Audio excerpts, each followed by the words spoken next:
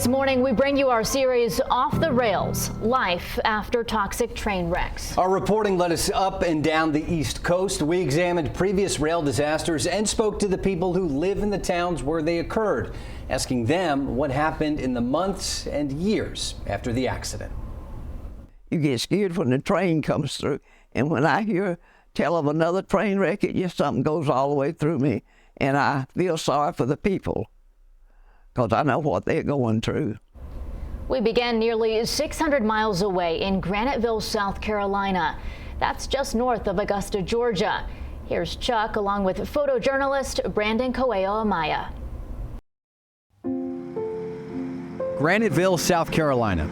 At first glance, it may just seem like another dot on the map, a small southern town. But if we look a little bit closer, we may learn something.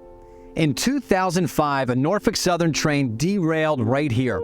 It caused a chemical spill, and disaster followed, forever changing the lives of the people who live here. It left a scar on their health, well-being, and left them with little chance of prosperity. 911, what's your emergency? Yes, we have a train derailment in Graniteville. Train derailment? Yes, ma'am. It's something blowing off all over the town down here. Okay, we're sending the fire department out there. Can you see what it is? I'm fixing to walk down there and see, but it's A strong smell? I can smell something, but man, it's low to the ground and it's a fog.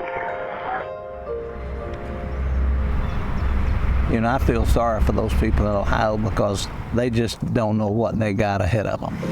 Phil Napier knows this from experience. He was one of the first to respond to that 911 call. The head-on collision was there, and it caused the engine derailed and cars just rolled up all down through here. According to the National Transportation Safety Board, a Norfolk Southern train crossed onto an improperly switched track just before 3 a.m. Colliding into a parked freight train, 17 cars derailed. One was punctured, releasing more than 9,000 gallons of liquid chlorine. It vaporized rapidly, generating a poisonous cloud 450 times greater than its original state. Sinking to the ground, it silently spread while the town was asleep. As fire chief, there was nothing I could do to control. We were getting reports of people dying, for people begging them to come get them. And we couldn't. There was nothing we could do. So that's something that will always be in mine and a lot of the firemen's mind. 9 people died. More than 5,000 were evacuated. Damages exceeded $6 million. A memorial now sits along the road.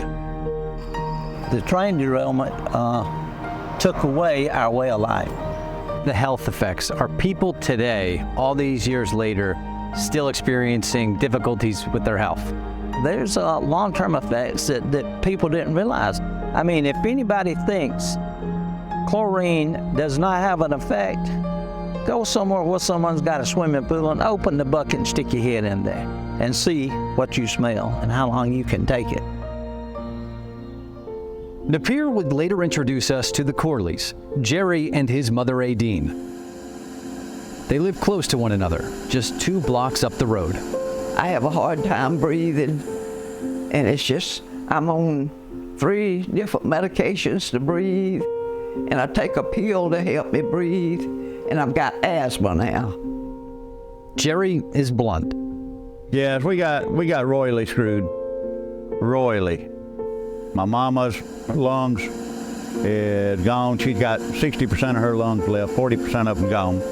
And that's not all. Aideen says the incident left a stain on her memory that often resurfaces. You get scared when the train comes through, and when I hear tell of another train wreck, it just something goes all the way through me, and I feel sorry for the people, because I know what they're going through. Charity Keepers Williams treats patients living with the same circumstances as the Corleys. She's a registered nurse and director of clinical operations at Rural Health Services. When they come in, do they say that I'm dealing with X and I think it's related to what happened almost 20 years ago in 2005 after that train derailment. And they now have unexplained respiratory issues. Issues like COPD, asthma, and emphysema. They're relating it to, okay, I never smoked. I never stayed in this area where that could have happened from anything else except I stayed near Graniteville.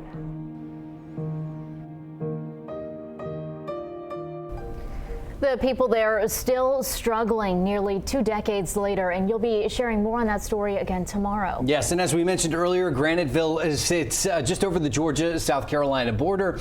It was set up as a textile town, and for years the mills there manufactured denim, but that all changed after the train disaster.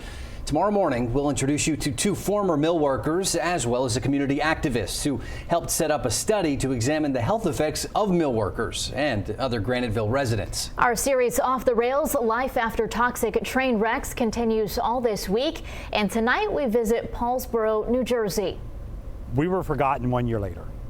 That's the mayor of Paulsboro, Gary Stevenson, reflecting on a train derailment that happened in his hometown in 2012. The incident caused the release of 20,000 gallons of vinyl chloride, leading to health concerns and an economic downturn. Tonight, our Michaela Marshall introduces us to Mayor Stevenson, who shares his perspective on the disaster as a homeowner, first responder, and city leader. Again, that's our series Off the Rails, Life After Toxic Train Wrecks, only on Spectrum News 1 and the Spectrum News app.